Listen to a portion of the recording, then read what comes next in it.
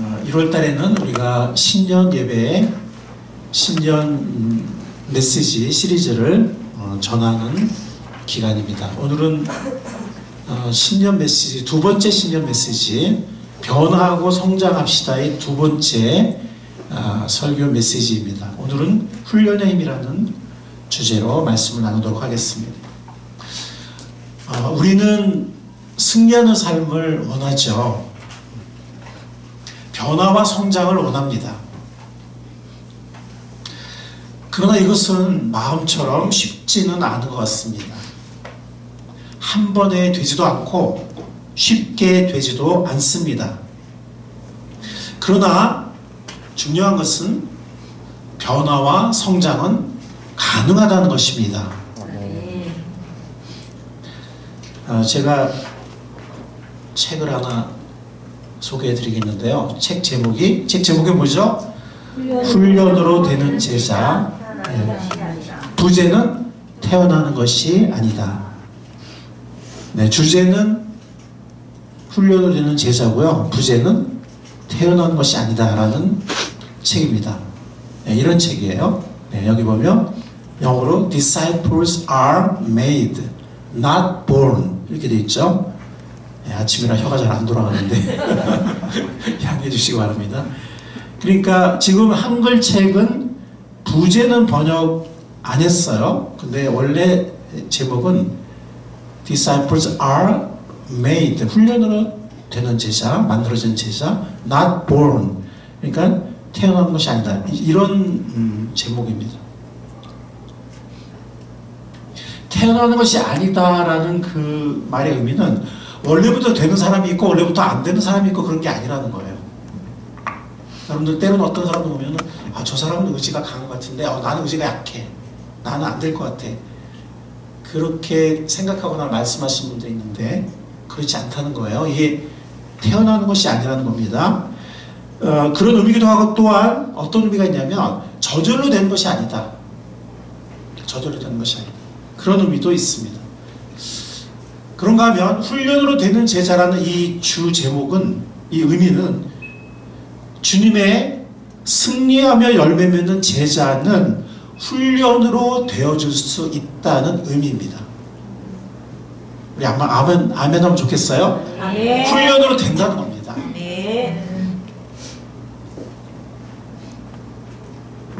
물론 갑자기 되거나 쉽게 되는 건 아니지만 어쨌든 훈련으로 된다는 겁니다. 그러나 태어나는 것은 아니라는 거예요. 뭐 된 사람은 정해져 있고 안 된 사람은 정해져 있거나 아니면 그냥 뭐 태어나면 우리가 뭐 저절로 숨 쉬잖아요. 그런 것처럼 저절로 되거나 그런 것은 아니라는 거예요.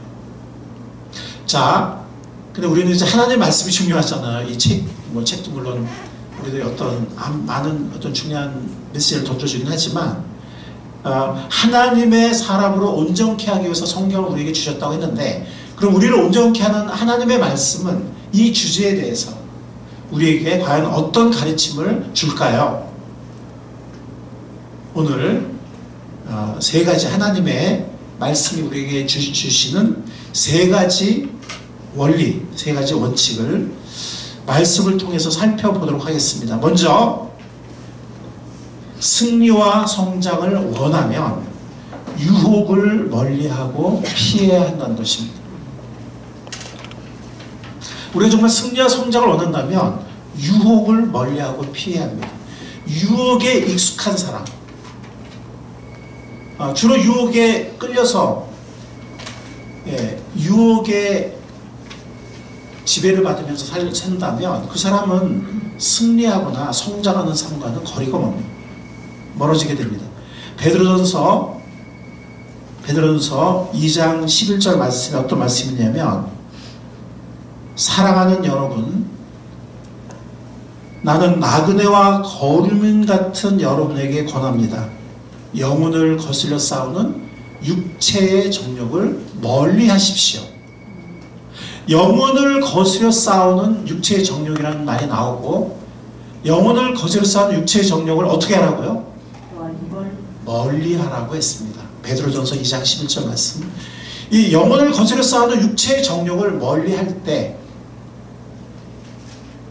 삶의 변화가 계속해서 일어나고 성장이 일어납니다. 왜냐하면 우리는 구원받은 사람들, 또 성장을 원하는 사람들이기 때문에. 여러분들 다윗의 얘기를 아시죠? 네, 우리 지난 설교를 제가 잠깐 인용을 했었는데, 지난 설교에서도 설명한 것처럼 다윗은 공동체, 그 범죄하는 순간에는 공동체와도 멀리 떨어져 있었어요.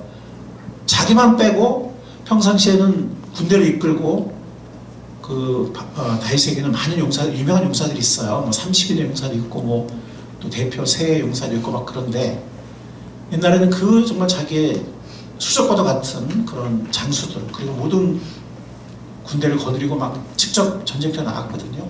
예. 근데 그게 사실 하나님이 주신 사명이기도 했어요. 하나님의 백성을 지키고 또 잘 다스리고. 근데 이 범죄하는 날, 그날만큼은 다 내보내고 이제는 좀 뭐 살만하지, 뭐 나와서 되겠지, 뭐 이런 마음이었던 것 같은데, 혼자만 궁에 남았어요. 혼자만 왕국에 남아 있었을 때, 즉 공동체와도 따로 있고 사명과도 분리되어 있었을 때 그는 엄청난 유혹을 받았습니다. 그렇게 됐지만 또 결정적인 건 뭐냐면, 오늘 주제랑 연관돼서 결정적인 건 뭐냐면, 유혹에 노출되었을 때, 치명적인 유혹에 노출되었을 때, 즉 정말 매혹적인 여성의 몸을 보게 되었을 때 그는 그 유혹의 자리에서 벗어나지 않고 도망치지 않고 계속 머물러 있었어요. 계속 보았다는 거죠. 이 우리나라 성경에는 반영이 안 되어 있는데, 히브리어 원어를 보면 그 왕궁을 거느렸다는, 왕궁 꼭대기 지붕을 거느렸거든요. 저희 오늘 뭐 예루살렘 작년에 갔다 왔지만 그 옛날 다윗 성터가 있어요. 거기서 보면 이렇게 양쪽으로 이렇게 언덕이 있거든요. 그러니까 언덕 밑에 어떤 그 자기 정말 30인 장수 중에 하나예요. 그 바세바라는, 아니 죄송합니다. 우리아라는 바세바의 남편이죠. 우리아라는 그 장수가 그 30인의 장수 중에 한 사람이거든요. 근데 거기 보면 옛날 이스라엘 집은 이렇게 구멍이 뚫려 있는 경우가 많았어요. 이렇게 통풍을 위해서 이렇게. 그러니까 이게 비탈길에 집이 있고 이렇게 지붕에 구멍이 뚫려 있으니까 이게 어떻게 보게 된 것 같아요. 왕궁 꼭대기에서. 그런데 그 순간에 아무도 없었잖아요, 주위에. 그렇죠? 부하들 다 전쟁하러 나갔고 혼자만 남았잖아요. 그러니까 내가 여기서 이렇게 계속 봐도 아무도 모르겠지라는 그런 방심을 했던 것 같아요. 어쨌든 유혹에 계속 노출됐어요. 재밌는 거는 히브리어 원어를 보면, 우리나라 성경에는 그게 반영이 안 되는데 우리나라만에는 히브리어를 보면 여기가 왕국을 거느렸던 말이 히브리 동사에 일곱 가지 줄기가 있는 어간이 있는데 그 중에서 히트파엘형이라는 어간이에요. 그건 뭐냐면 반복의 의미가 있어요. 계속 왔다리 갔다리 한 거예요. 예. 그러다가 우연히 유혹에 직면하게 됐고 계속 왔다 갔다 하면서 본 거예요. 그것도 빨리 벗어났어야 돼요. 천하의 다윗이라도, 우리가 알고 있는 그 영적인 거인이잖아요. 하나님의 사람이잖아요. 유혹에 계속해서 노출되면 아무도 이길 수 없어요. 아무도 이길 수 없어요. 그는 돌이킬 수 없는, 정말 돌이킬 수 없는, 평생 후회했을 거예요. 정욕의 죄에 빠지게 되었습니다. 반면 혈기왕성했던 요셉이 친위대장 보디발의 아내의 유혹을 받았을 때 정말 아무도 그 집에 없었잖아요. 그 보디발의 아내가 아무도 못 들어오게 하고 무슨 뭐 심부름처럼 불러가지고서 노골적인 유혹을 했잖아요. 그때 요셉은 10대 후반이었어요. 다윗보다 훨씬 혈기왕성한, 그 치명적인 유혹을 받았을 때 요셉은 어떻게 했죠? 네, 도망갔어요. 바로 일어나서 도망갔어요. 그때 그 보디발의 아내가 막 붙잡으니까 막 옷을 뺏겨가면서까지 그냥 필사적으로 도망갔어요. 내가 여기서 몇 초만 더 머무르면 나는 무너진다 알았기 때문에 필사적으로 도망갑니다. 그게 그 인생이 망가지지 않고 나중에 하나님께 귀 쓰임 받은 비결이었습니다. 여러분들, 이 아담과 하와, 특히 이제 이브가 먼저 이 선악과를 먹게 되는데 하와라고도 하죠. 원래 그 히브리 원어는 하와라고 해요. 우리나라 말이 하와도 가까운데 영어는 이브라고 그러죠. 이 하와도 선악과 앞에 와 있었어요. 그렇죠? 사탄이 뱀의 모습을 빌려서 그를 유혹했을 때 마침 그 선악과 앞에 있었던 거예요. 맞아요? 틀려요? 생각 안 해봤어요? 아니 뱀이 지금 하와를 데리고 그를 데려왔나요? 그래 아니에요. 뱀이 나타났을 때 이미 선악과 앞에 서 있었어요. 네. 그랬고 뱀이 그럴듯한 말로 유혹을 하잖아요. 유혹을 했을 때 선악과를 계속 쳐다보고 있었어요. 하와가. 그랬을 때 금단의 열매지만 하나님이 절대로 먹지 말라, 먹으면 죽는다고 했지만 계속 그 유혹을 받으면서 쳐다보고 있었을 때 그게 그 금지된 금단의 열매가 보암직도 하고, 성경에 나오는 표현이죠. 먹음직도 하고 지혜롭게 할 만큼 탐스럽게 느껴졌던 거예요. 계속 보았기 때문에. 그 사탄의 그 유혹한 말을 들으면서 계속 보았기 때문에 전에는 저거 먹으면 안 돼. 어떤 사람들은 왜 선악과 나무를 하나님 만드셔가지고 왜 그렇게 하셨냐 그러는데 그거 설명하기 제가 좀 시간이 없어요. 저한테 개인적으로 물어보세요. 제가 대답해 드릴게요. 네, 어떤 사람들은 왜 선악과를 만드셔가지고 왜 그렇게 하셨냐 그러는데 그 선악과는 축복이에요. 저한테 개인적으로 물어보세요. 네, 제가 설명해 드리겠습니다. 어쨌든 중요한 건 뭐냐면 이 다윗이나 요셉이나 하와나 요셉이 더 의지가 강하고 다윗은 의지가 더 약했고 전혀 아니에요. 전혀 아닙니다. 다윗은 유혹의 장소에 계속 머물렀고 하와도 계속 머물렀고 요셉은 도망갔다는 거예요. 그래서 유혹에는 flee가 이제 도망간다는 얘기예요. 영어로 flee야지 fight, 유혹과 싸우는 게 아니에요. 유혹에서 머무르면서 나 유혹하면 이겨볼 거야. 아무도 이기지 못해요. fight 하지 마세요. 도망가세요. 베드로전서 2장 11절 말씀이 바로 그겁니다. 예, 사랑하는 여러분, 나는 나그네와 거리미 같은 여러분에게 권합니다. 우리가 이 땅을 나그네로 살고 있다는 거죠. 잠시 영혼을 거슬려 싸우는 육체적 정력을 어떻게 하라? 멀리 하십시오. 거기에 가까이 하면서 내가 이겨보겠다, 싸워서 이겨보겠다, 내 의지력을 테스트해보겠다 그러지 마시고 멀리 하세요. 도망가세요. 잠언 6장 말씀에 이런 말씀이 있습니다. 한번 같이 한번 읽어볼까요? 시작. 불을 가슴에 안고 다니는데 옷이 타지 않을 수 있겠느냐? 숯불 위를 걸어 다니는데 발이 성할 수 있겠느냐?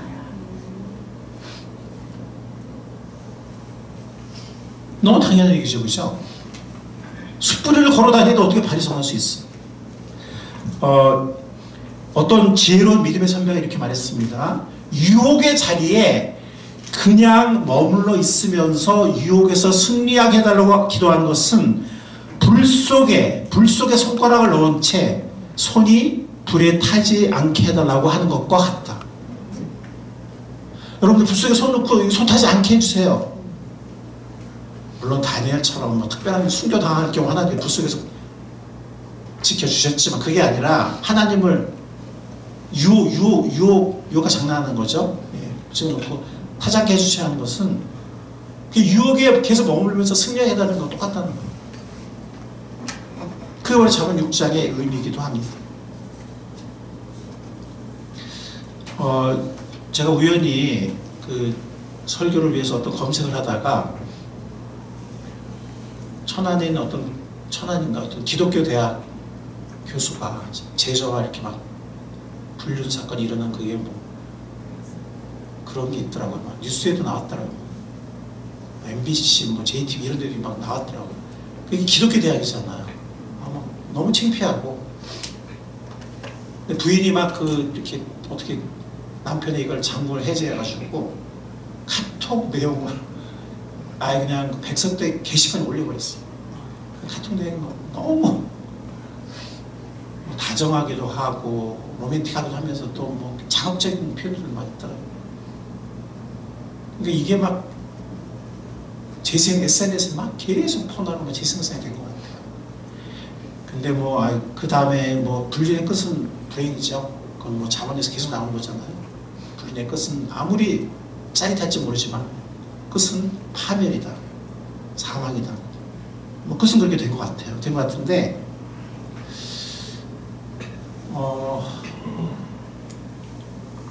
그거는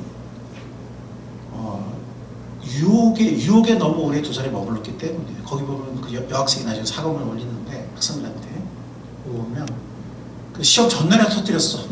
그 부인이 시험 전날인지 모르고 터뜨렸다고 해요. 그래서 여러 가지로 사과를 했는데 방학이 되고 교수님을 자주 만나다 보니 넘지 말아야 선을 어떻게 넘게 됐다. 그러니까 그런 자리를 만들지 말아야 돼요. 목회자들도 그래요. 목회자들도 사람이잖아요. 그렇죠? 네. 개인적으로 자꾸 이성을 만난다든지 자주 만난다든지 이러면은 유혹을 받습니다. 그러니까 이거는 뭐 목회자라고 뭐 절대로 그런 일 없고, 혹은 뭐 기독교 대학 교수라고 절대로 그런 일 없고, 뭐 그런 게 아니에요. 네. 하나님의 말씀의 원리를 순종하지 않았기 때문에. 유혹의 자리는 어떻게 하라고요? 피하라. 네, 빨리 피해요.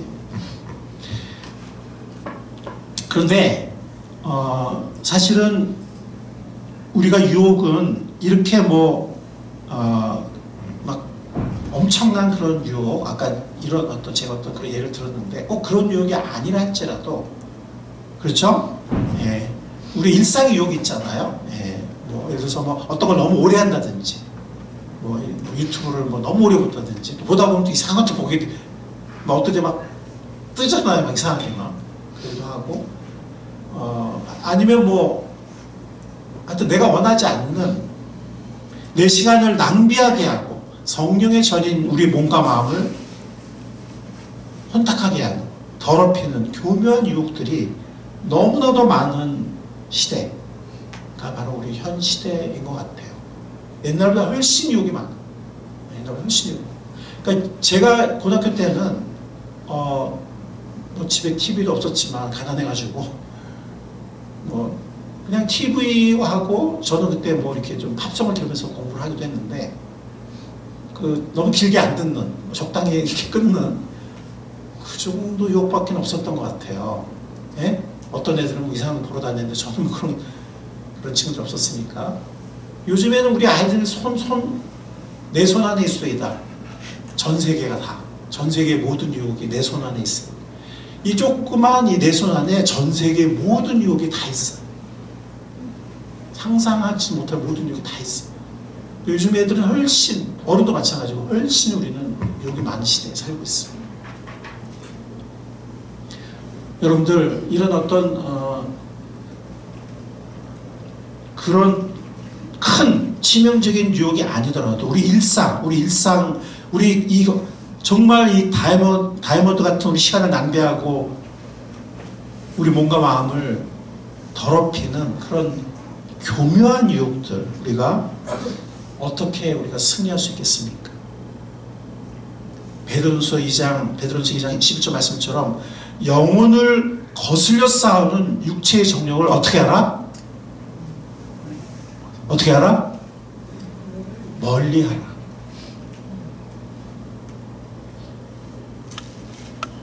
그리고 유혹에 노출되면 어떻게 된다고요? 네, 도망쳐야 됩니다. 파이트하지 말고 플리해야 됩니다. 에베소서 말씀에 이런 말씀이 있어요. 세월을 아끼라. 때가 악하니라. 지금이 악한 때라는 겁니다. 그래서 우리는 잘못하면 세월을 낭비하게 돼요. 죄라는 것이 뭐 불륜을 저지르고 도둑질을 하고 뭐 누구를 뭐 상처를 내고 꼭 이런 것만 죄가 아니라, 사기치기 이런 건 죄가 아니라, 죄라는 것은 하나님이 우리에게 원하시는 그 샬롬의 상태, 가장 최선의, 가장 충만한, 하나님 원하셨던 그런 가장 축복된 상태에서 벗어나는 것은 다 죄인 거예요. 어떤 더 적극적인 의미에서. 세월을 아끼라고 말씀했는데, 왜냐하면 때가 너무나 악하기 때문에, 유혹이 너무나 많기 때문에 우리 인생을 낭비하기가 너무나 쉽습니다. 우리가 사랑해야 될 사람들 충분히 사랑하지 않고 돌봐야 할 우리의 자녀들이나 주위 사람을 충분히 돌보지 않고 내 쾌락에 빠져 있고 내 그런 시간을 보내는 죄예요. 죄가 뭐 별개 죄입니까? 죄가 뭐 법에 있는 것만 어겨야만 죄입니까? 그렇지 않아요. 내가 정말 사랑하지 않는 죄, 책임지지 않는 죄, 다 죄죠. 하나님 우리에게 세월을 아끼라고, 때가 악하다고 말씀하십니다. 그러면서 술 취하지 말라고, 이거는 방탕한 것이다. 방탕이 따른다. 오직 성령으로 충만함을 받으라. 이렇게 말씀하시는데, 여기서 말하는 술은 진짜 술이기도 하지만, 술일 수도 있지만 세상의 술, 세상의 술. 우리가 세상에 취해 있을 때 우리 방탕해지게 되고 성령 충만하지 못하게 됩니다. 그리고 잠언에 보면 굉장히 중요한 말씀이 있는데, 사악한 자의 길에 어떻게 하지 말며? 들어가지 말. 애초에 시작하지 말라는 거예요. 악인의 길로 다니지 말자고. 유혹의 환경에 들어가지 않는 게 중요합니다. 그리고 만약 지금 이 순간에 내가 시작해야 되지 않아야 한다면, 물론 뭐 이래서 뭐 유튜브를 잠깐 본다든지 뭐 어떤 뭐 뉴스를 잠깐 본다든지 아니면 뭐 어떤 걸 잠깐 하는 게 항상 죄는 아니에요. 근데 중요한 게 뭐냐, 아까 제가 교묘한 유혹이라고 그랬죠. 죄는 아니었는데 어느 순간 죄가 되는 거예요. 어느 순간 방종해지고 어느 순간 내 시간과 내 책임을 기피하고 낭비하게 되고 정욕에 빠지게 되고 방탕행위에 빠지게, 이렇게 그 교묘하게 어떤 선을 넘어가거든요. 예. 그래서 지금 이게 죄냐 아니냐 이런 기준으로 살지 마시고, 지금 이 순간 내가 이거 꼭 해야 돼? 아니야, 더 중요한 일들이 있어. 내가 돌봐야 할 사람이 있고 연락할 사람이 있고 내 애도 챙겨야 되고 나도 성경도 읽어야 돼. 이렇게 중요하고 할 일을 먼저 하세요. 그리고 이 순간에 내가 뭐 뭐든 어떤 뭐 유튜브든 SNS 꼭 지금 해야 되는 게 아니라면, 지금 꼭 해야 되는 게 아니라면 시작하지 말라는 거예요. 다 하고, 우리 애들한테 그런 얘기 했잖아요. 공부 다 하고 하라고. 애들한테 이렇게 말하면서 우리는 안 하면 안 되겠죠? 네. 그리고 나중에 정말 잠깐 쉬어도 되겠다. 이럴 때 시간을 정해서 뭐 30분, 뭐 40분 이런 식으로. 애들도 똑같잖아요. 얼람도 좀 해놓고, 시간 됐구나 이렇게. 의지가 약한 사람은 얼람 2번 해놓고 이런 식으로 들어가지 말라는 거, 시작하지 말고, 지금 이 순간 꼭 시작할 필요 없는 것들은 아예 시작하지 않는. 그래서 유튜브나 TV나 게임 같은 거 그냥 생각 없이 키지 마세요. 그냥 생각 없이 키지 마세요. 그러면 정말 시간 낭비해야 되고 마땅히 내가 해야 할 것들을 소홀히 하게 돼요. 그게 죄입니다. 네. 다른 게 죄가 아니에요. 어떤 자리에 생각 없이 쉽게 앉지 말고요. 그리고 지금 꼭 이것을 해야 될 필요가 없거나 해서는 안 되는 것이 있다면 처음부터 아예 들어가지 않는, 그것이 지혜로운 것입니다. 하나님은 우리에게 승리와 성장하는 첫 번째 원리를 말씀하시는데, 그건 뭐냐면 정욕을 멀리하고 유혹을 피하라는 것입니다. 우리 자신을 훈련하는 우리가 될 수 있기를 바랍니다. 두 번째는 뭐냐면 좀 더 긍정적인 얘기를 하는 거예요. 좋은 환경과 교제권을 찾고 거기서 생산적인 삶을 살자는 거예요. 제가 우리 영어도서관 그 전체 톡방에 올리기도 했는데요. 이번 주에 우리 아이들 2명 데리고 며칠 이렇게 좀 도서관에 갔었거든요. 그래서 이거 읽어보신 분들 계실 텐데, 그 중에 한 아이는 조금 공부를 좀 잘하는 아이예요. 근데 또 다른 아이는 뭐 그 아이도 공부를 못하는 건 아니지만 그냥 좀 평균적인 뭐 그런 아이인 것 같아요. 그냥 우리가 흔히 보는 평범한 아이인 것 같아요. 그 아이가 수학학원을 1년을 다녔지만 계속 하여튼 수학 문제집 이렇게 좀 단계가 몇 단계가 있어요. 아시면 아시겠지만 개념 문제집이나 유형 문제집만 풀게 했다는 거예요. 1년 동안 그 학원에서. 근데 그 아이를 저녁 시간에 도서관에 데려갔는데 좀 늦게 갔어요. 삥 돌면서 막 차도 밀리고 해서 갔더니 7시간 40분? 10시에 끝났거든요. 한 2시간 20분 정도 아이가 문제를 풀었는데 2시간 만에 22쪽을 풀더라고요. 뉴욕 문제집을. 그리고 그 다음날 오전에도 같이 갔는데 아이가 1시간 반 정도 더 풀었을까요? 한 2시간? 저녁하고 이렇게 합쳐가지고 한 3시간 반, 4시간 만에 일주일치, 학원 일주일치 숙제를 다 풀었어요. 그리고 점심시간 제가 최상위 문제집을 같이 가서 사줬어요. 골라줬어요. 골라줬는데 오자마자 푸는 거예요. 지가. 네, 점심 먹고 이제 사와서 이렇게 푸는, 여기서 풀었거든요. 이제 영어 도서관 쪽에서 하니까. 네, 그 대신에 굉장히 집중할 수 있는 아무도 없는 그런 여기 뒷자리에서 푸는데 1시간 한 15분 정도의 최상위 문제를 한 30문제를 풀더라고요.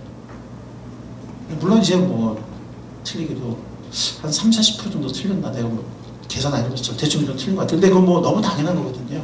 원래 최상위 문제집은요, 제가 중1 최상위 문제를 풀었는데 15문제 틀었는데 2문제 반을 틀렸어요. 워낙 오랜만에 풀어가지고. 이 최상위 문제는 원래 아무리 공부 잘해도 처음부터 다 맞을 수 없거든요. 그래서 다시 도전하고 하면서 이 머리 근육이 커지는 거거든요. 다 맞추는 게 중요한 게 아니라 틀린 문제를 다시 생각하고 그 다음날 또 다르게 한번 생각하고 하면서 이렇게 생각의 근육을 키우는 게 이제 우리 최상위 문제집이거든요. 처음부터 다 맞는 애는 아무도 없어요. 그러니까 처음 최상위 문제를 풀었는데 1시간에 30문제를 풀고 오답률이 한 뭐 30, 40%였다는 거는 굉장히 잘한 거죠. 그러니까 본인도 놀라는 거예요. 엄마도 놀래고. 근데 학원에서는 1년이 지났는데도 최상위 문제를 풀게 하지 않아. 그런데 이 아이가 한 번도 풀지 못했던, 그리고 또 학원에서 풀게 하지도 않았던 최상위 문제집을 처음으로 도전해서 준수하게 풀었는데 1시간에 30문제를 풀고 준수하게 풀었는데 그 이유가 뭘까? 집중할 수 있는 환경에서, 뭐 우리도 도서관이잖아요. 뭐 가람도서관, 공공도서관이고 어쨌든 그 집중할 수 있는 환경에서 초집중하면서 자기 스스로의 지력을 써서, 머리죠, 머리. 자기 스스로의 지력을 최대한 집중해서 쓴 거예요. 근데 그게 집에서는 쉽지 않거든요. 집의 환경에서는 정말 집중해서 자기 머리를 최대한 쓰는 게 쉽지 않거든요. 집은 원래 먹고 얘기하고 쉬고 자는 곳이에요. 집이. 그래야 안 그래요? 그게 원래 집의 기능이에요. 물론 뭐 공부도 할 수 없는 건 아니지만 집이라는 상황이 최상의 환경은 아니죠. 집의 최상의 목적, 최상의 상황은 같이 먹고 얘기하고 쉬고 자는 곳이에요. 집에서 정말 그렇게 한다고 하는 건 대단한 의지예요. 그거는 부모나 아이.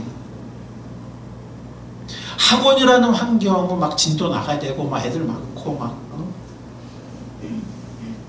그리고 모르면 뭐 1, 2분 만에 답을 가르쳐줘요. 이렇게 내 생각의 근육을 막 끙끙거릴 시간을 주지 않아요.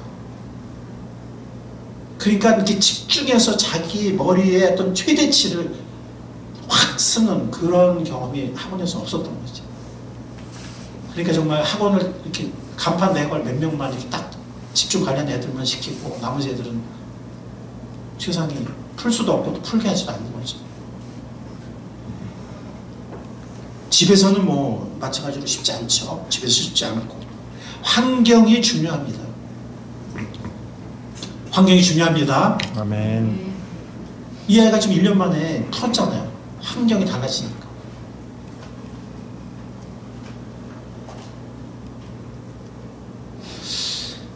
제가 우리 도서관 엄마들 거기다 올리기도 했지만 제가 한번 생각을 해봤어요. 내가 혼자 공부했는데, 그러니까 요즘에는 학원이 많지만 제가 대학 입시 볼 때는 서울대, 연고대 이런 데서 본고사를 치던 시절이에요. 제가 얼마나 나이가 많을지 생각하지 마세요. 제 나이 계산하지 마세요. 그게 중요하지 않아요? 어쨌든 본고사 있던 시절이라 학원 갖고는 안 돼. 그래서 고액 특수 소그룹 과외가 많았거든요. 거기서 정말, 왜냐면 본고사 문제가 너무 어려우니까. 지금 수능하고는 게임이 안 되니까. 정말 옛날에는 수능은 정말 약간 우리가 심심풀을 풀었어요, 진짜 솔직히. 그리고 이 서울대 본고사 문제는요, 서울대 응시생이 수학 빵점 맞는 경우가 많아요. 합격자들의 수학 평균 점수가 10점이 1번 풀어야 돼. 1번 못 풀면 빵점이야. 그러니까 2번, 3번부터는 이게 도대체 무슨 문제인지 몰라. 이게 지금 로그 문제야. 이게 미적분, 이게 정체를 모르는 그 정도로 어려웠어요. 일반 문제집에서 전혀 보지 못하는 게 나온 거예요. 네, 그리고 영어 합격자, 서울대 합격자 평균 점수 영어 30점. 막 이런 시험인데 저는 혼자 준비했잖아요. 제가 무슨 학원활동도 없는데 무슨 과외를 해요. 그때는 고액 과외가 이제 스카이로에서 많이 있었던 시기인데 뭐 저는 고액 과외는커녕 학원활동도 없었는데 혼자서 했잖아요. 그 어떻게 제가 서울대를 들어갔을까 곰곰이 생각을 해보니까 비결이 두 가지로 딱 잡히더라고요. 첫 번째는 제가 고1 때, 저도 중학교 때는 좀 했는데 고1 때 반에 그때 60명이었어요. 60명 중에 40등을 했어요. 1학년 때. 뭐 중중중중 나오길래 저는 한 20몇 등인 줄 알았더니 거의 중에 끝부분이더라고요. 40등을 했는데 그 당시 이제 제가 다녔던 학교가 서울고등학교로 좀 명문고등학교였거든요. 그래서 반에서 한 20, 30명이 서울대에 갔어요. 전교가 아니고 한 반에서. 지금 그런 학교 없죠. 옛날 얘기예요. 저는 40등 했잖아요. 서울대가 좀 어렵죠. 그리고 제가 고2가 딱 됐는데 느낌이 뭐냐면 내가 얘들을 따라잡는 게 아니라 점점 처지겠구나라는 느낌이 딱 드는 거예요. 거기 딱 올라가서 첫 수업을 듣는데 얘들 벌써 방학 때면서 막 또 과외하고 왔어. 근데 딱 느낌이 이 40등에 내가 치고 올라간 게 아니라 이게 점점 떨어지겠구나라는 딱 느낌이 드는 거예요. 근데 제가 다행히도 고등학교 2학년 4월 달에 서점에서 우연히 안현필 씨가 쓴 영어책을 발견했는데 내용도 참 좋았어요. 좋았지만 그 모든 문제를 이렇게 내용 하나 틀린 문제 동그라미 치게 해가지고 이렇게 반복시키는 그런 학습법을 가르쳐 줬어요. 그 기억의 어떤 그런 원칙에 의해서. 그래서 저는 매일 아침 공부할 게 문화가 많으니까 매일 아침 6시부터 7시 이른 아침에 학교 가기 전에 딱 1시간을 그 책을 1년을 공부했어요. 1년을 공부했는데 1년 공부하니까 고3이 딱 됐는데 제가 반에서 영어를 탑을 찍더라고요. 근데 다른 애들은 막 성문 종합명어 이런 거 막 3번, 4번씩 하는데 이상하게 제가 탑을 하더라고요. 그러니까 공부법이 좋았던 것 같아. 걔들 내 동급생들이 저보다 뭐 지능지수가 떨어지는 아이들이 아니거든요. 비슷하더라고요. IQ가. 그리고 걔네들은 저보다 2시간 더 공부해서 4당 오락이라고 4시간씩 자 공부했어요. 저는 잠이 많아서 죽어도 안 되더라고요. 저는 고3 때도 6시간 잤어요. 그러니까 나중에 대학 교수로 그러니까 우리 가르쳤던 선생님들이 뭐 서울대 수석조로 이런 분들이 많았고 우리까지 가르치고 그다음에 대학 교수로 가시고 나중에 교육부 장관 나시고 뭐 그런 분들이 저희를 가르쳤어요. 음악은 뭐 예를 들어서 유명한 바리톤 가수가 가르쳤고 이제 그랬는데 어쨌든 나중에 교육부 장관을 하신 생물 선생님이 뭐라고 하냐면 바보들아 잘 건 자고 깨어있을 때 집중해서 해 이렇게 말씀해 주셨거든요. 저에게는 복음이었어요.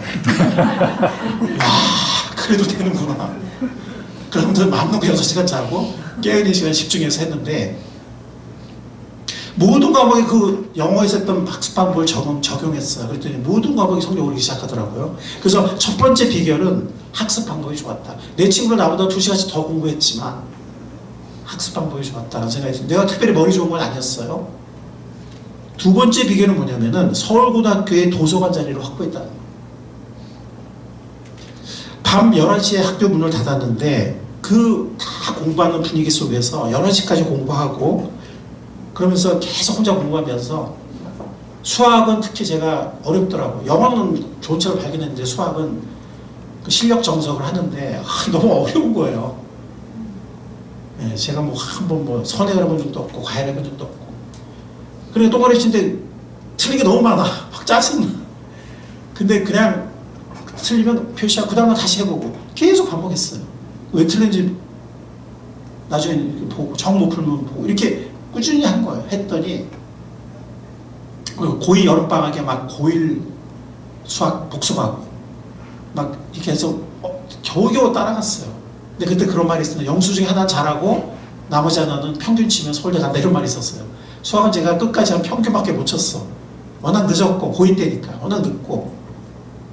근데 영어는 제가 이제 탑을 찍어서 서울대로 무난히 갔는데, 제가 1학년 때 반 40등을 했는데, 그때는 반에서 1, 2등 하는 애들 막 1학년 때 서울고등학교 서울대학교 막 수학 문제 하나를 풀고 막 이런 애들이 있었는데 신인 줄 알았어요. 신. 애들이 막 이렇게 귀티도 흐르고 막 천재 같고 막 그래서 막 말도 못 붙이겠어 막. 여러분들 그런 경험 있으세요?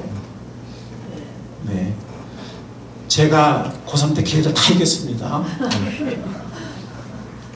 고1 때, 고3 때는 제가 반에서 1, 2등 했거든요. 그 반에서 20, 30명 서울대 들어갔는데 1, 2등 하니까 뭐 서울대 어느 과든지 지원할 수 있는 그게 된 거죠. 근데 그 비결은 두 가지. 제가 뭐 고위과를 하고도 아니고 학원하는 것도 아니잖아요. 비결은 두 가지. 혼자서 좋은 공부 방법을 터득을 했고, 그 공부 방법을 알게 되었고, 두 번째는 그 도서관 11시까지 혼자서 계속 공부하면서 공부가 무엇인지를 이렇게 터득해 나갔던 거예요. 그래서 밤 11시에 도서관 문을 닫았는데, 이거 11시에 나오면서 그러면은 캄캄하잖아요. 그때마다 서울에 막 11시에 별이 많이 보였거든요. 그 반짝이는, 그 11시에 반짝이는 별. 아침 나오면서 이렇게 보면은, 별이 그렇게 아름다워. 그 별을 볼 때 그 마음속에 충만한 그 성취감. 11시에 하고 나오면서 그 충만한 성취감. 그 하루하루 쌓여서 1년, 2년 했더니, 오늘 내가 서울대를 다니고 있더라고요. 내가 만약에 집에서 공부를 했거나 독서실에서 공부를 했으면 서울대에 들어갈 수 있었을까? 저는 아마 못 들어갔을 거라 생각합니다. 저도 의지력이 굉장히 약한 사람이에요. 어떤 분들은 제가 의지력이 엄청 강한 줄 아시더라고요. 천만의 말씀 만만의 공덕입니다. 저 의지 굉장히 약해요. 제가 집에서 공부를 했거나, 독서실은 이 개별 공간이 있는데 거기서 뭐 해도 모르잖아요. 누가, 그죠? 근데 이 도서관은 이게 다 공부하는 분위기잖아요. 그죠? 딴짓하기 힘들고. 그런 생각이 들어요. 그 서울고등학교 도서관 자리를 제가 처음에 찾지 못했어요. 예, 제가 그때 화곡동에 살았는데 5시에 첫차 타고 갔는데 벌써 다 매진됐어요. 보니까 애들이 광화문에서 다 여관에서 자고, 예, 새벽 4시에 달려가는 거예요. 그래가지고 고3 자리가 400석인데 그때 우리가 650명이었나? 700명이었나? 400석이 끝난 거예요. 근데 다행히 어떤 애가 뭐 미국을 갔는지 그러면서 자리 하나 나한테 물려줬어요. 한 3월인가 4월쯤에. 예. 그게 제가 서울대를 갈 수 있던 비결 중에 하나로 생각해요. 하나는 학습법을 알게 되고, 또 하나는 도서관 자리를 확보하고, 그 11시까지 거기서 공부를 하고. 제가 집에서나 독서를 공부했다면 저는 절대로 서울대를 갈 수 없었다고 생각합니다. 우리 인간의 의지가 너무 약해요. 환경이 중요합니다. 물론 의지 자체가 없으면 안 되죠. 그래서 의지 자체가 없으면 그건 뭐 아무것도 안 되는 거예요. 예, 그래서 제가 이제 그 도서관 2명 데려다니까 다른 애들도 우리는 가면 안 돼요. 뭐 막 그러더라고요. 그래서 내가 너희들 왜 오려고 그래요? 엄마가 등 떠밀었어. 그랬더니 쩝쩝해요. 그래서 야, 너희들이 오고 싶어야 돼. 너희들이 오고 싶으면 와. 그럼 내가 너희들 데리고, 뭐 도대체 가르쳐주는 건 없어. 그냥 같이 공부하는 거예요. 옆에서 공부하는 본을 보여주는 거예요. 그 앞에서 그냥 책 읽고 뭐 하고. 저 지금 도서관에서 책 쓰고 있거든요. 지금 절반 정도 쓴 게 있는데 그거 마저 써서 이제 출간하려고 하는데, 뭐 제가 도서관에서 책을 번역하기도 하고, 책을 쓰기도 하고, 사역을 준비하기도 하고, 여러 가지를 하는데, 어쨌든 그냥 본을 보여주는 거지 제가 뭐 특별히 가르쳐주는 건 없어요. 공부는 혼자 하는 게 원칙이잖아요. 의지 자체가 없으면 안 되지만 의지와 결심이 섰다면 좋은 환경을 찾아야 돼요. 좋은 환경을 만들어야 돼요. 어른도 휴대폰을 절제 못하면서, 솔직히 그래요 안 그래요? 솔직히 말해봅시다. 그래요 안 그래요? 그래요. 그러면서 어떻게 아이한테 너 숙제 다 하고 휴대폰 절제하고 너 말이야 하라고 말이야. 됩니까 그게? 부모도 안 되는데, 어른도 안 되는데. 그래서 좋은 환경을 만들어줘야 돼요. 그리고 좋은 사람들과 어울리게 해야 돼요. 좋은 교제권을, 우리 어른이나 아이나 마찬가지예요. 좋은 교제권, 멘토나 또 좋은 동료가 있는 좋은 교제권 찾아서 거기 몸을 담아야 돼요. 그래야 우리가 뭔가 승리할 수 있고 성장할 수 있지. 나 혼자, 우리가 얼마나 약한지 아세요? 우리 의지는 너무너무 약합니다. 여러분들, 이 환경과 교제권의 중요성은 맹모 삼천지교 예에서 나오잖아요. 여러분 맹모 삼천지교 아시죠? 그 맹자의 엄마가 이사를 안 갔으면 오늘 우리는 맹자라는 사람을 알지 못할 거예요. 그런 책도 우리는 모를 거예요. 환경을 바꿔줬기 때문에 맹자가 나오고, 집중할 수 없거나 유혹이 많은 환경을 제거하시기 바랍니다. 좋은 환경을 만드시기 바랍니다. TV나 핸드폰을 끄세요. 이거 죄지 아니지 뭐 다도 되잖아, 이런 차원에서 살려면 그렇게 하시고, 정말 나는 충만한 삶을 원해, 생산적인 삶을 원해, 승리하는 삶을 원해, 성장을 원해, 그러면 끄세요. 그거 꺼도 다 먹고 살아요. 어차피 알 건 다 알아. 아니면 하루에 30분 정도 하시던가. 그러니까 죄냐 아니냐 이렇게 사시려면 그렇게 하시고, 정말 나는 성장하고 변화되는 충만한 열매 맺는 삶을 살고 싶어, 아이들에게도 본을 보는 삶을 살고 싶어, 그러면은 생각 자체 차원을 다르게 하세요. 꺼버리세요. 그리고 가능하면 그런 걸 쓸 수 없는 도서관으로 가세요. 도서관. 저는 의지가 약해서 뭐 교회 오거나 아니면 도서관을 갑니다. 집에서 잘 안 배워져 솔직히. 시편 119편 37절에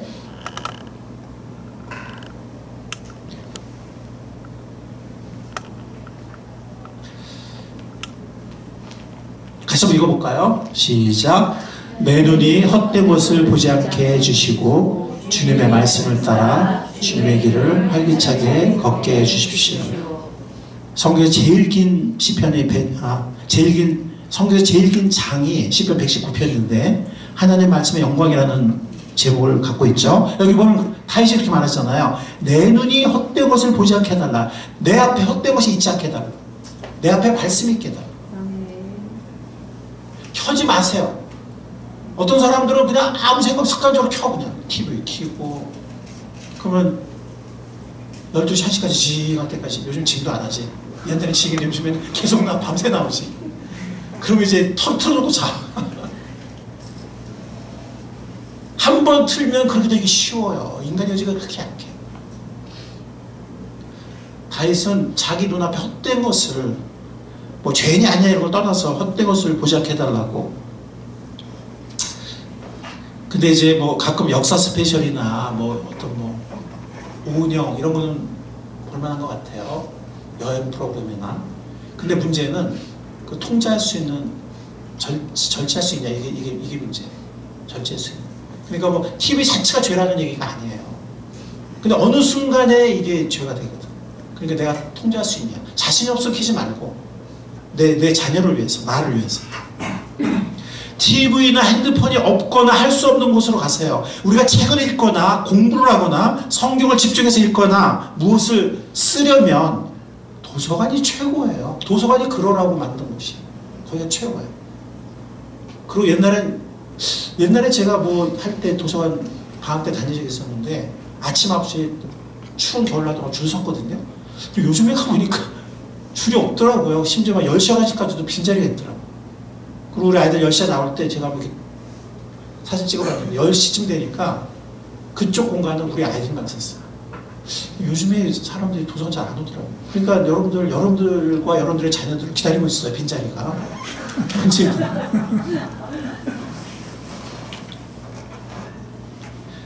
얘기하고 밥 먹고 쉬고 잘나면 집에 있으시고, 뭔가 성경을 집중해 통독을 하거나 애들 뭐 공부를 하거나 여러분들 뭐 책을 읽거나 도서관 가세요. 뭐 5분 10분이 가는데 뭐 차 타고 가시고, 기도하려면 가능하면 교회에 오세요. 저도 집에서 이렇게 짧은 기도 하는데 집에서 기도 잘 안 돼요. 그래서 제가 의지가 약해서인지 모르겠는데 저는 교회 와서 합니다. 여러분들 이 공간이요, 한 달에 유지비가 얼마인지 아세요?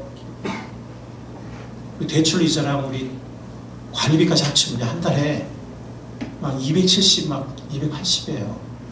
건물 유지비는.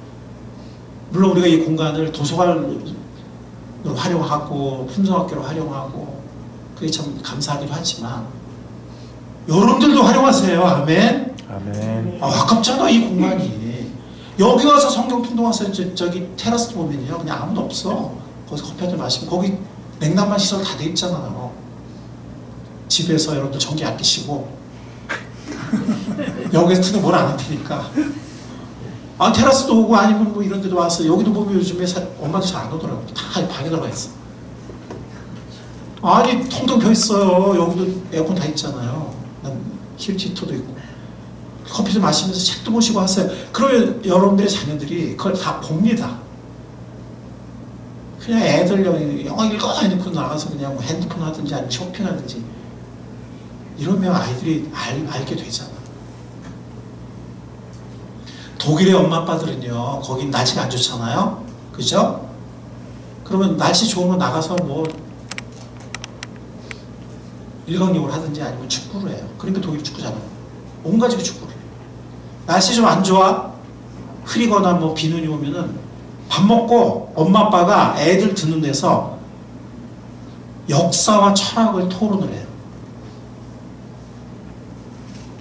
우리 엄마들 밥 먹으면서 뭐 하죠? 야 채널 1에 내놔. 야 너 들어가. 이러면서 이거 가야 돼. 막 한국 엄마 아빠도 그러지 않나요? 독일 엄마 아빠들은 밥상머리부터 밥상머리 교회를 했잖아요. 현 시대를 논하는데 그냥 뭐, 누구 정당 뭐 이런 게 아니라 그 뿌리를 얘기를 해요. 어떤 근본적인 철학과 가치관을 얘기하고 역사를 얘기하고 철학을 얘기해요. 그러니까 독일과 유태민족이 전 세계에 가장 많은 사상가와 혁신가를 배출한 거예요. 내가 안 하면서 애한테 하라고. 한계가 있죠. 여러분들 도서관에 가세요. 아멘. 기도하려면 가능하면 교회 오세요. 아멘. 그리고 아까 공동체 얘기를 했는데 제가 교제권 얘기를 했는데 말씀을 같이 읽으려면 서로를 격려하려면 함께 기도응답 받으려면 함께 전도와 케어의 사명에 쓰임받으려면 목장에 소속되시기 바랍니다. 목장을 또 하나의 영적 가족으로 만드세요. 어떤 사람들 제가 지난 시간에 이미 얘기했잖아요. 공동체의 유익에 대해서. 예, 그래서 거기서 밝히세요. 나 올해 성경 일독할 거야. 설사 못하더라도 결심을 하세요. 그리고 그걸 밝히세요. 그러면서 서로 격려하면서 내가 또 책임을 갖고 올리고 이래야 되는 거지. 아이고 무슨 말만 한다고 돼. 그냥 혼자 하면 되지 뭐. 혼자 한번 해보세요. 잘 되나. 우리가 의지가 그만큼 약하다니까요. 예. 그냥 그 카톡방에 들어와서 결심을 얘기하고 아니면 평상시 모임에서 결심을 얘기하고 카톡에서 올리면서 예.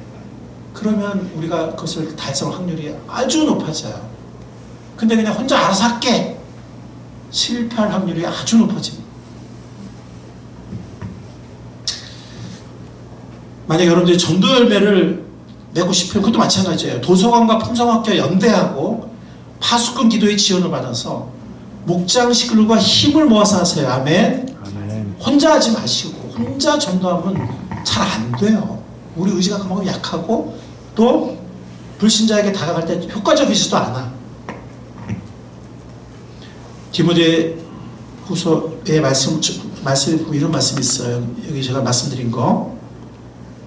기도하려면 또 말씀 생활하고 기도 생활하고 교제와 격려를 위해서는 목장에 소속되시라는 거. 그리고 필요하면 또 카톡방도 활용하시고. 디모데후서 말씀에 이런 말씀이 있습니다. 그러므로 누구든지 이러한 것들로부터 자신을 깨끗하게 하면 그는 주인이 온갖 좋은 일에 요긴하게 쓰는 성별된 귀한 그릇이 될 것입니다. 그릇이 귀하게 쓰이는 거는 꼭 금그릇만 귀하게 쓰이는 게 아니에요. 여러분들 집에서 금그릇 귀하게 쓰시나요? 아, 금그릇 없다고요? 설사 있어도 은그릇, 금그릇, 녹그릇 있어도 항상 녹그릇 쓰나요? 아니에요. 어떤 때는 싼 그릇이 또 요긴해. 근데 중요한 거는 깨끗해야 돼. 더럽거나 뭐가 이미 차 있으면 주인이 쓸 수 없어.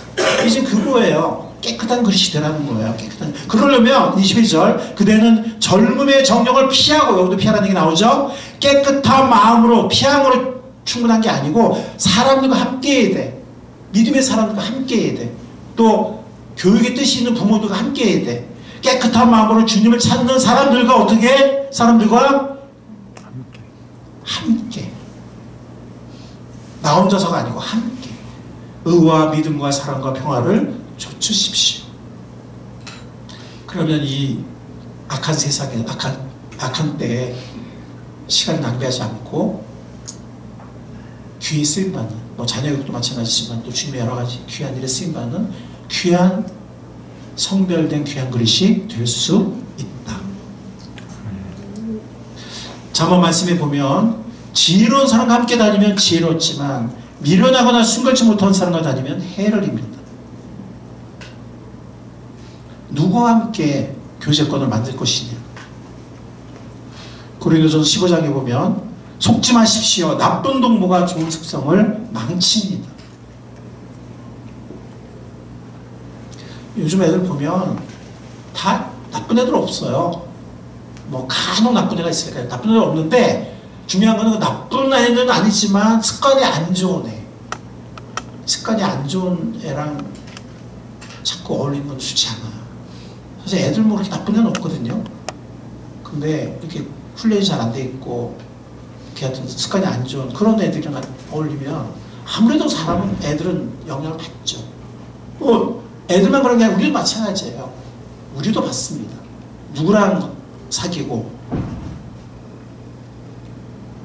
여러분들, 우리가 정말 성장을 원하고 변화를 원한다면 좋은 환경과 교제권을 확보하시기 바랍니다. 아멘.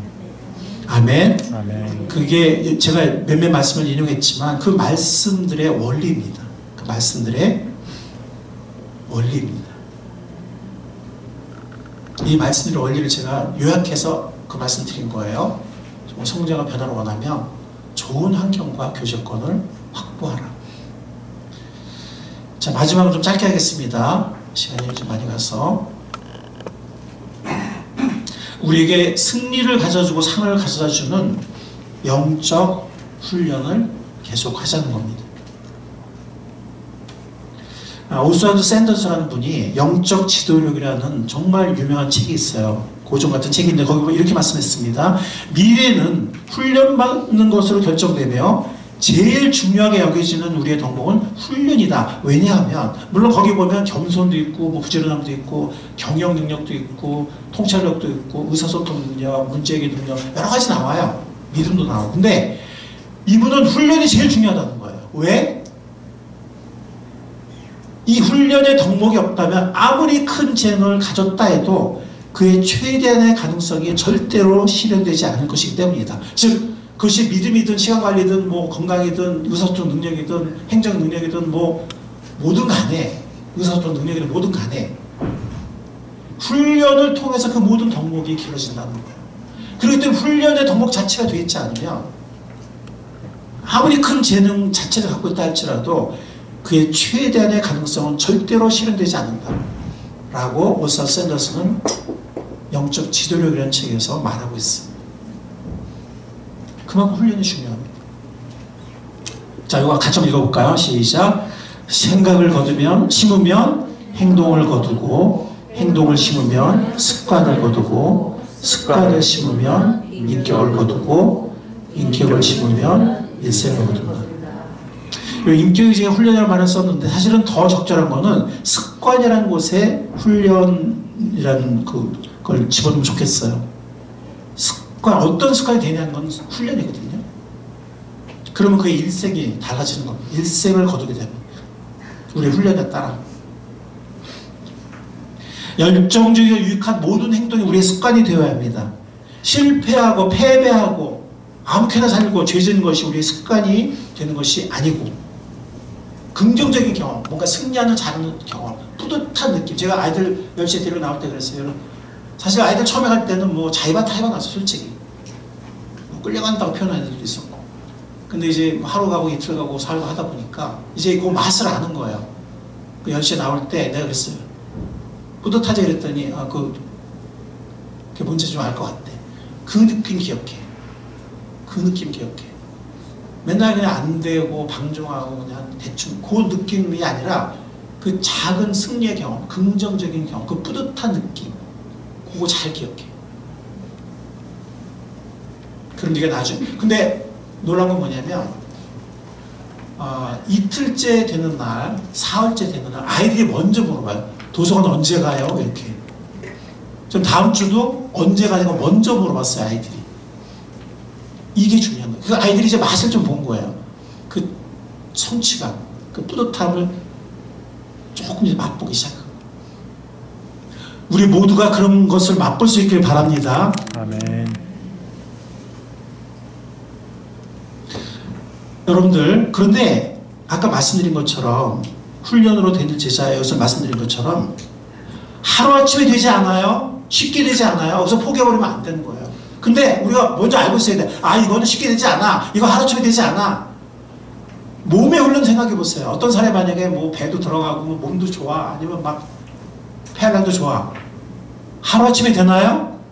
쉽게 되나요? 근데 가능해요? 불가능해요? 가능해요? 불가능해요? 여기 이제 권투하는 여기 전매님들이 한번 얘기해봐요. 가능해요? 불가능해요? 가능하잖아. 똑같아요. 영적 훈련도 하다가 포기하니까 안 되는 거지. 쉽게 되지 않아요. 단기간에 되지 않아요. 그렇지만 가능해요. 아멘. 가능합니다. 아멘. 그게 중요한 거예요. 훈련으로 되는 제자, 태어나는 것이 아니야. 저절로 되지 않고 쉽게 되지 않아. 그렇지만 훈련으로 하면 돼. 되는 제자라고 그랬죠. 오늘 본문 말씀이죠, 그죠? 꾸며낸 이야기들을 물리쳐라. 꾸며낸 이야기 여러 가지가 있어요. 영적으로 무슨 불받으면 갑자기 영적인 사람이 된다 그러고. 속지 마세요. 신앙생활도 어떤 이렇게 살짝 점프하는 계기가 있을 수 있어요. 저도 몇 번 있었어요. 그러나 그건 특별한 일이고, 그랬다 할지라도 영적 훈련에 따르자면 금방 사그러들어요.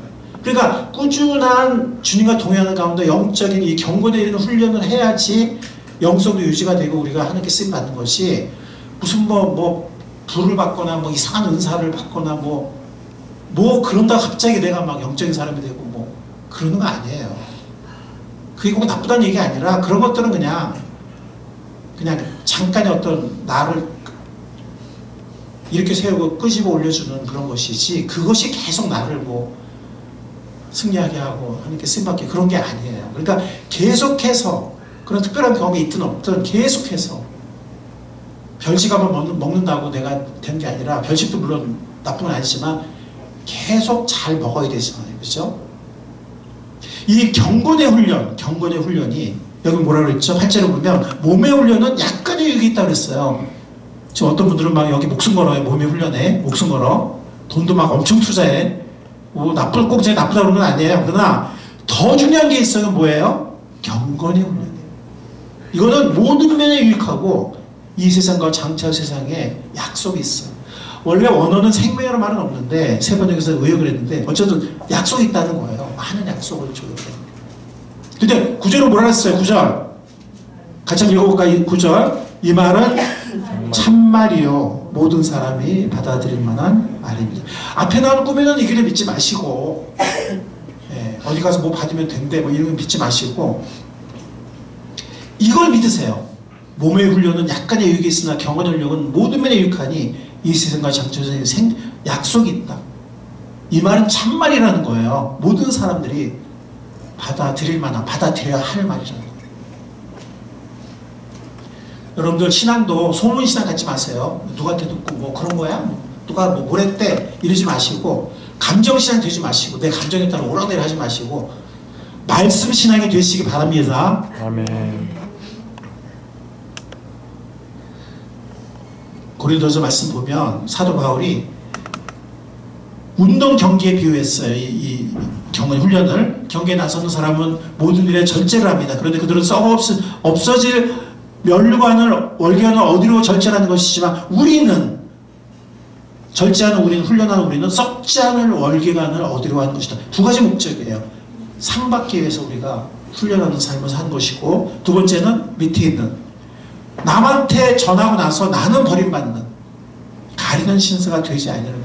이 버림받는 거는 구원을 잃어버린다는 뜻이 아니에요. 하나님께 쓸모없는, 내가 누구한테 졌는데 그 사람이 나를 앞질렀어. 먼저 된 자가 나중 되고 나중 되고 먼저 된다고 나를 앞지르고 나는 오히려 별로 쓰임받지 못하고. 사도 바울은 그거를 끔찍하게 생각했어요. 원하지 않았어요. 그래서 그가 수많은 제자를 길어냈고 수많은 했지만 또 그 사람들이 성장하고 있지만 그들에게 뒤처지지 않으려고, 쓸모없는 사람이 되지 않으려고. 지금 이거 썼을 때는 60이 넘었을 때예요. 그러니까 옛날 나이 60이 넘었으면 지금으로 말하면 아마 7, 80 넘었을 거예요. 이때까지도 자기는 자신을 훈련한다고 말하고 있어요. 사도 바울. 왜? 뒤처지지 않으려고, 계속 쓰임 받으려고, 그리고 상을 받으려고. 경건의 훈련을 성실하게 계속하는 우리가 될 수 있기를 바랍니다. 아멘. 취침훈련, 기사훈련. 취침, 기사훈련이 되지 않으면 큐티훈련이 되지 않고 예배훈련이 되지 않아요. 기도훈련, 말씀 읽기 훈련, 절제와 순종의 훈련, 또 이렇게 계획표를 짜는 OAT 훈련, 성실하게 계속하는 우리가 될 수 있기를 바랍니다. 아멘. 물론 이건 우리의 의지만 되지 않기 때문에 제가 언제 한번 또 이 시리즈 중에서 성령의 도우심에 대한 설교를 할 건데요. 오늘은 일단 훈련에 초점 맞추겠습니다. 하나님께서 우리를 도와주시지만 우리의 또 의지와 결단과 훈련이 있어야 돼요. 그래서 훈련으로 제자가 되는, 결국엔 제자가 되는, 승리하며 성장하는 제자가 되어갈 수 있습니다. 아멘. 자, 우리 적용을 생각해보고 마치겠는데요. 아까 우리가 하나님께서 우리에게 말씀을 통해서 우리가 말씀하시는 유혹을 멀리하고 또 유혹받을 수 있는 상황을 어떤 때는 아예 시작하지 않는, 이것이 승리의 길이라는, 성장의 길이라는 그것을 우리에게 말씀을 통해서 하나님께서 가르쳐 주셨습니다. 두 번째 가르쳐 주신 것은 좋은 환경과 교제권이 우리한테 필요하다. 우리 인간에게는. 그리고 그럴 때 우리는 생산적으로 성취감 있는 삶을 살 수 있다. 세 번째로는 어떤 감정이나 소문의 신앙이 아니라 말씀 붙잡고 성실하게 훈련하는, 나의 삶을 성실하게 훈련하는 것을 통해서 우리는 훈련으로 제자가 될 수 있다는 것. 쉽게 되거나 빠른 하루아침에 되는 건 아니지만 반드시 될 수 있다는 것, 이것을 주님께서 우리에게 가르쳐 주셨습니다. 아멘. 이따 제가 좀 시간 드릴 텐데 각자 구체적인 적용을 할 수 있기를 바랍니다. 사실 우리가 이것을 율법으로 하는 것은 아닙니다. 우리는 은혜 안에서 하는 것입니다. 은혜 아래 있기 때문에 우리는 훈련할 수 있습니다. 아멘. 어떤 사람들은 은혜의 아주 초보 단계, 어린아이 단계에 있어요. 은혜를 어떻게 활용하냐면 하나님 은혜 하나님인데 내가 좀 죄를 져도 좀 방황해도 좀 잘못해도 뭐 은혜로 나를 봐주시겠지. 봐주시죠. 우리 애들 어릴 때, 그쵸? 우리 봐줘요, 안 봐줘요? 막 애들 어릴 때 너 왜 이렇게 했어? 막 이렇게 합니까? 그것도 은혜죠, 물론. 그러나 은혜는 은혜 안에서 우리를 성장시킨다고 믿습니다. 아멘. 사랑 안에서 우리가 성장한다고 믿습니다. 은혜 아래 있기 때문에 우리는 훈련할 수 있는 거예요. 우리 은혜 아래 있으니까 훈련이 안 된 내 모습을 용납해 주시겠지. 은혜의 가장 유아적인 초보적인 단계만 아는 거예요. 은혜는 우리가 훈련하거나 아니면 영적으로 열심히 살다가 때로 실패하고 때로 반복적으로 실패하더라도 낙심하거나 나 자신을 불신하거나 자책하거나 포기하지 않도록 해줍니다. 은혜는. 그래서 주님의 은혜 안에서 우리는 또 성령의 도우심 가운데서 우리는 계속 훈련할 수 있습니다. 아멘. 율법은 하다가 실패하면 너 죽어야 돼 이렇게 해요. 너 이제 벌 받아야 돼. 이게 율법이에요. 하다가 잘하다가도 못하면 너 벌 받아야 돼. 너 이제 죽어야 돼. 이게 율법인데 은혜는 우리가 때로 실패하더라도, 때로 패배하더라도, 죄를 짓더라도 우리가 자책하거나 포기하지 않도록 해주고 주님의 은혜 안에서 우리는 계속해서 성실하게 훈련해 나갈 수 있습니다. 아멘. 마치 사랑이 많은 부모 밑에서 아이가 잘 훈련되는 것이 가능하거든요. 근데 오냐오냐하면 그거는 사랑이 아니죠. 사랑의 잘못된 모습이에요. 오녀 같은 데도 계속 나오는 얘기잖아요. 그렇죠? 그래서 사랑이 많다고 해서 아이가 제멋대로 됩니까? 그냥 용납만 해줍니까? 그렇지 않잖아요. 여러분 무슨 말인지 이해하시죠? 주님의 은혜가 똑같아요. 주님의 은혜는 우리를 은혜 안에서 사랑 안에서 건강하게 훈련된 성숙한 사람, 책임질 줄 아는 사람이 되게 합니다. 아멘. 제가 지금 뭐 피하자, 뭐 훈련하자, 뭐 이런 것들이 제가 율법적으로 말씀드리는 게 아니에요. 은혜 아래 있기 때문에 이런 훈련이 가능하다는 거예요.